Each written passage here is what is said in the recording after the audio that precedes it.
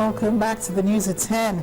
The House of Representatives Committee on Finance has summoned the Minister of Finance and the Managing Director of the Nigeria Mortgage Refinancing Company over the federal government's workers' housing scheme, which is alleged to be facing funding challenges. The chairman of the committee, Mr. Abdul Mumin Jibrin, ordered the relevant ministries and government parastatals to appear before the committee to explain what led to the paucity of funds in the scheme.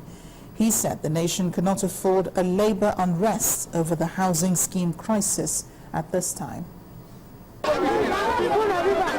These are agitated subscribers of the Workers' Affordable Housing Scheme. They had stormed the head office of the Nigeria Labour Congress to demand explanations after they paid a mandatory 10% subscription fee for the houses, and it appears nothing is happening.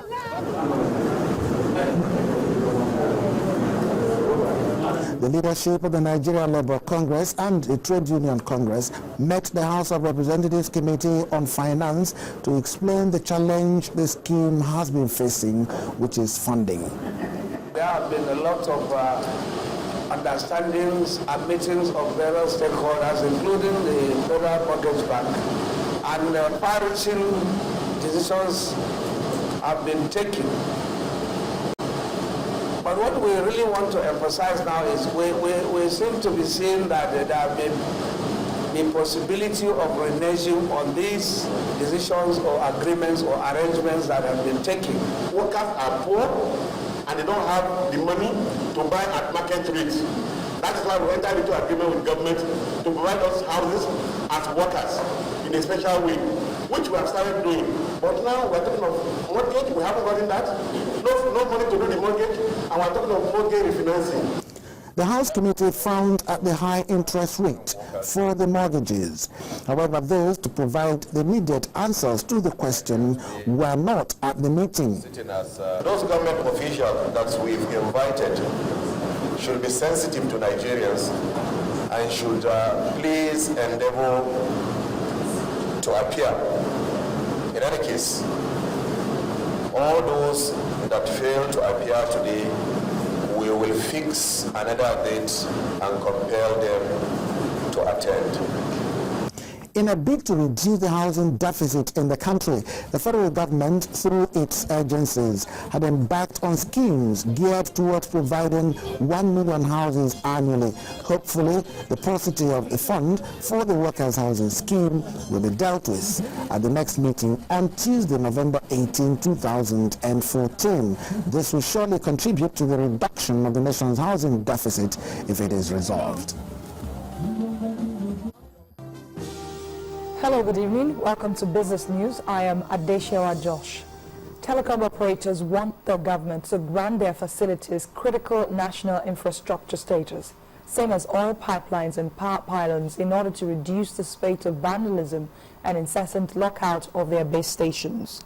This was part of their presentation at the 75th Telecoms Consumer Parliament, organized by the NCC in Lagos. The Executive Vice Chairman of NCC, Dr. Eugene Jua, who presided over the session, urged participants to ensure that they carry out their assignments in line with laid-down principles. The outstanding social entrepreneurs of the Leap Africa initiative have been honored for their impact on hundreds of families across the country. The award ceremony, which took place in Lagos, also witnessed the induction of 20 new entrepreneurs who will be mentored for the next 1 year by Leap Africa. The young Nigerians, who are now regarded as fellows of Leap Africa, have been advised to sustain the business background instilled in them. These young people cut across a whole broad range of sectors: health, education, agriculture, ICT, energy, the environment. They are young people who saw problems in their society and came up with initiatives to address those problems. And what qualified them for these awards is that we saw that the idea was innovative, we saw tangible impact of what they were doing, and we saw that they had the potential to increase their impact through additional training, additional exposure and support. And that's what we're going to offer them over the next course of the year. The framework of what they want to do next in the context of what do they really want to do, how is it going to be sustainable moving forward? To be able to work with people, not just themselves, not just based on, but to be able to collaborate with people to try to get them to understand how can what they are trying to do be sustainable over time. Because I think that the impact that we want all these young people to make and that they are making is only going to be really, really seen and visible if it's not something that they do for a period of time before they go and work for an oil company or a bank, or something that they find they can make a living doing that can sustain them, but at the same time be able to make an impact and a change. PZ Cussons, makers of healthcare products and consumer goods, have launched a new variant of its premium brand, Morning Fresh dishwashing liquid, into the market. That's the new Morning Fresh antibacterial dishwashing liquid. At the unveiling of the product, the marketing director, Ms. Sally Griffith, said the company is committed to meeting their customers' needs through continuous innovation. For easier, simpler and bacteria-free wash, PZ Cussons sets the tone again with the introduction of its new variant of Morning Fresh dishwashing liquid. It is no surprise that those here, including distributors, wholesalers and retailers, are mostly women, the homemakers and of course regular users of the products. PZ Cussons celebrates them alongside the unveiling of the new products. Time to review the products, and like a treasure, it is carefully guarded. And finally, the new Morning Fresh antibacterial dishwashing liquid. According to the management of PZ Cussons, the launch of the new Morning Fresh variants is in a bid to remain innovative in meeting consumers' specific needs and to demonstrate market leadership. Consumers are never ever disappointed in the experience when they use Morning Fresh, and it really is a powerful formulation, so it works better than any other dishwash liquid in this market, and it's formulated specifically for the Nigerian consumer. So it takes into consideration what Nigerian consumers consume, what they eat, the kind of utensils they eat it off. So when it does wash, it takes that all into consideration, giving you very squeaky clean utensils as well as a lovely aroma in the kitchen. We lead the market in innovations, in our packaging offerings, in variants offering, in our formulation we offer the best, and then we've continuously involved ourselves in investments. We invest in innovation, we invest, like you saw in our factory process, every process is automated, we ensure quality.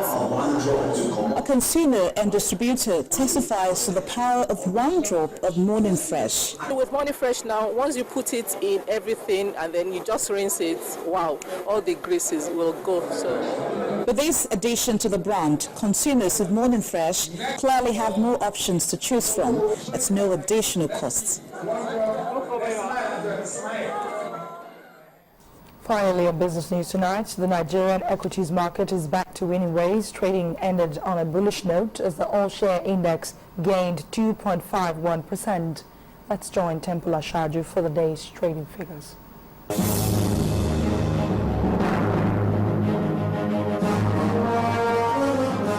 Hello and welcome to the Stock Market Report. Bullish sentiments on equities continue to stream through the market as investors go for the high-cap stocks. This Friday, the all-share index leapfrogged by 2.51% and closed at 35,381.02. By the same point, the market capitalization rose to settle at 11.71 trillion naira. 21 companies appreciated in price, while 28 others declined. Market leader by capitalization, Dangote Cement, led the gainers back by adding 18 naira 79 kobo, while Unilever Flour Mill came next, gaining 2 naira 90 kobo and 2 naira 49 kobos each. The decliners row has Seplat and Forte Oil topping the list, with Nestle PLC shedding 2 naira 27 kobo. The volume boosters include First Bank Nigeria Holdings, Zenith Bank and FCMB. When the closing gong rang, a total of 453.09 million shares had been transacted in over 5,000 deals that yielded a market value of 7.14 billion naira. And that ends the Stock Market Report. I am Temple Ashaju.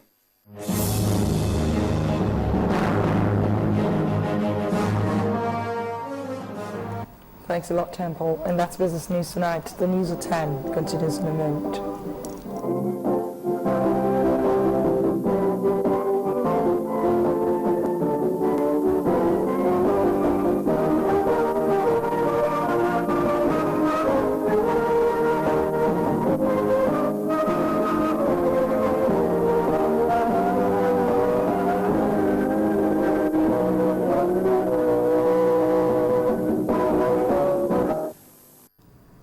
Next on the news at 10, Equatorial Guinea agrees to host 2015 African Nations Cup after Morocco pulled out. So that's in sports news.